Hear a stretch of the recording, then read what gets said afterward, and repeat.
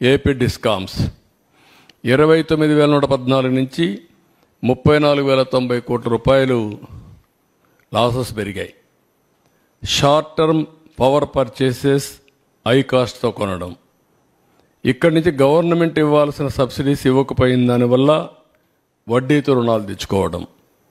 ఇంకొక పక్కన కృష్ణపట్నం 1,565 రూపాయల నుంచి 4,260 కోట్లు పెరిగింది. Delay in commencement stage 2, 3 unit 44 నెలలు ఇది.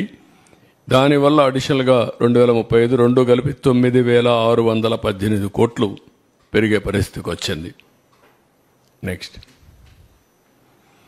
అప్పట్లో ఎవ్రీ యూనిట్ మీరు చూస్తే మేము ఉన్నప్పుడు రేటింగ్ అన్నీ ఏ ఉండేటి, క్రిసిల్ కానీ ఏ రేటింగ్ ఏజెన్సీ అయినా ఏలు ఇచ్చేవాళ్ళు. ఇప్పుడు C, B, D, D, C, BC minus all these things వచ్చే కొందికి అడిషనల్ ఇంట్రెస్ట్ 1.1% పెరిగింది. రేటింగ్ దేనికోసం అంటే క్రెడిబిలిటీ. రేటింగ్ బాగుంటే ఇంట్రెస్ట్ తక్కువ ఇంట్రెస్ట్ మనకు రుణాలు ఇస్తారు.